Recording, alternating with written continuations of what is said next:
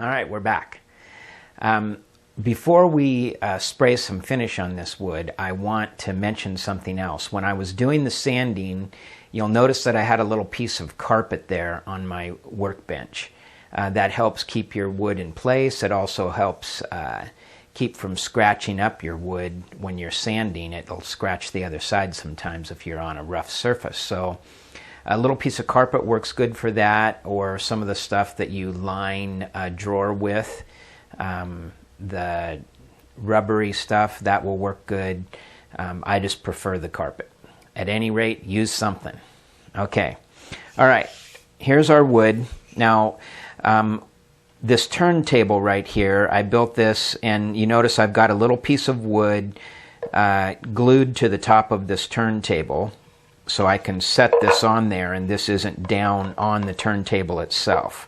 And the thing that's nice about this, as you'll see, is I can just turn the table when I'm spraying. I never have to touch what I'm working on.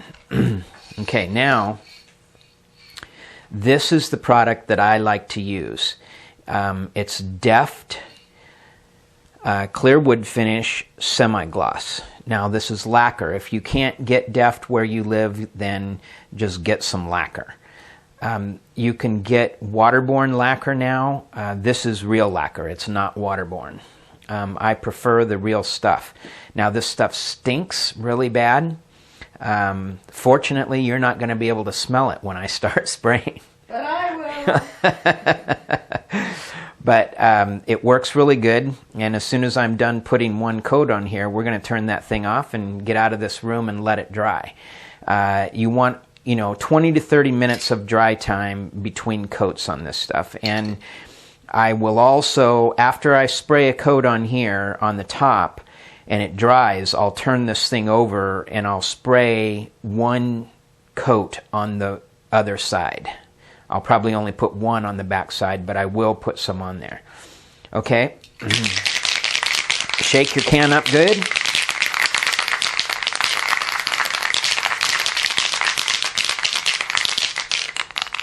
And then I usually just kind of point out into air and give it a quick spray to make sure it's going to spray okay. Now, you don't want to be real close on this. You want to back up just a little bit. On this first coat, it's not extremely critical because the wood is going to soak up the lacquer pretty quickly. But now I'll have Shirley zoom in fairly close to the wood, and I'm going to be, about 8-10 inches away from the wood with the tip of the nozzle. Okay, so I'm going to come in here and I'm going to do all the edges first. Spin it, do your next edge.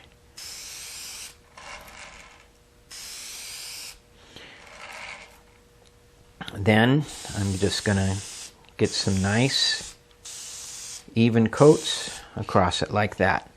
And you can probably see in the film there that looks wet, just as if you'd put water on something, and it's starting to soak in and dry already.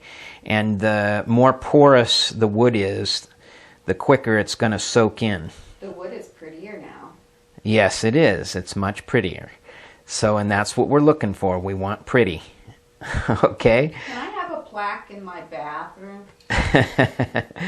Now we're going to turn off, and we'll let this dry, and then come back and I'll go over a few more techniques. Okay?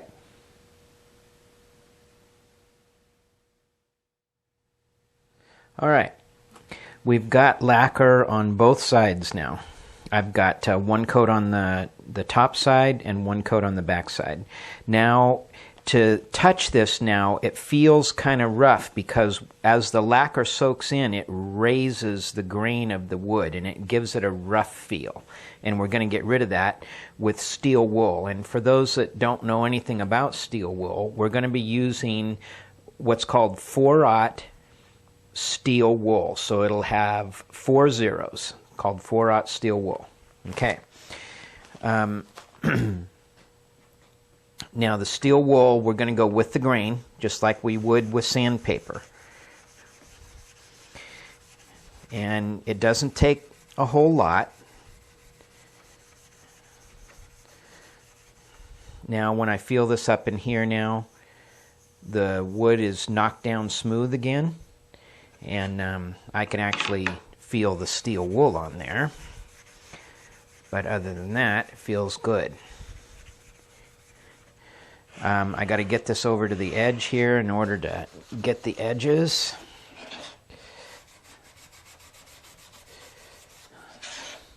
And you'll notice I went against the grain there a little bit. It's not as critical with steel wool because it's so fine. And then I'm also going to turn it over and hit the back just a little bit. Now this back feels super smooth once you hit it with the steel wool. And this little notch in here was just in this piece of wood that I grabbed. I'm not really going to use this piece of wood for anything. I'm just using it for an example. So if you're wondering why that notch is there, it was the side of a drawer. So I'm not suggesting that you want a notch in your wood. Okay. Now we've got that ready to go. This is all nice and smooth. Now I'm gonna use some air here, and I'm gonna blow away that steel.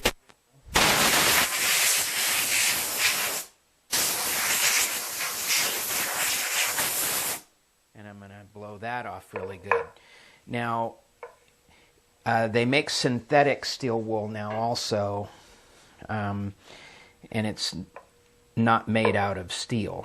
And it's probably actually a little bit nicer to use, so you can look for that. Okay. Now we're ready to spray what will probably be our last coat before we would work on this. Okay. Hopefully you can see the spray can here. Now on this one, I'm not going to be quite so close. I'm going to back up a little bit more, because if I get too heavy of a coat on here now, it's going to run. It'll run easily now. The first time, no.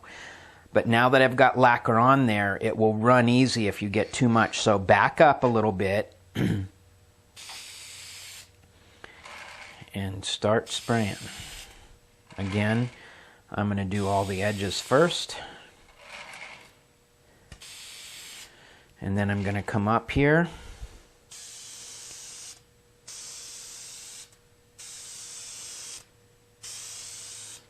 And go like that. Okay. Now I'll hold this up a little bit for you. And you can see it's a little bit chilly in here today.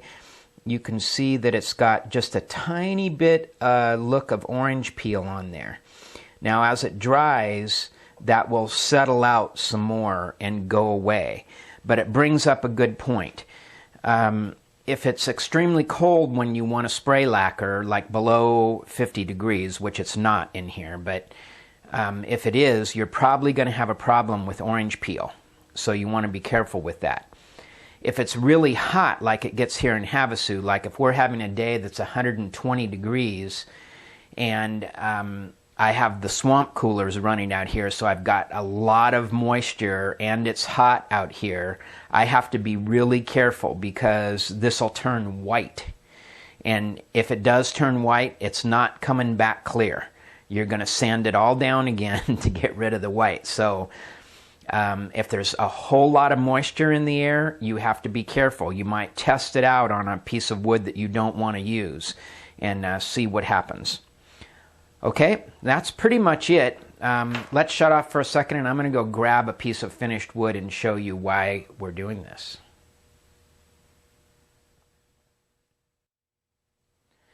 All right, now the reason we put the finish on the wood first is this.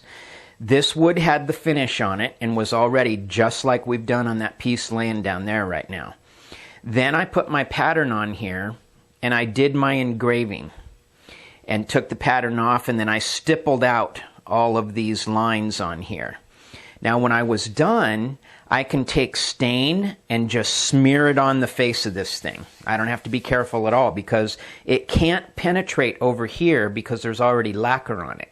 It can only penetrate in the areas of the fresh cut wood. So you can use stain or an airbrush. I used an airbrush on this, and then you just let it dry, take the steel wool again and go over it, and it takes all the excess stain or paint off if you're using an airbrush. And then I come back in and spray a finished coat of lacquer on it, and that's it, you're finished. So no matter what you're going to do, it usually pays to start on finished wood because it gives you more options. Very hard to get this contrast if there's no finish on the wood. Okay, hope you enjoyed this. We had fun. See you later.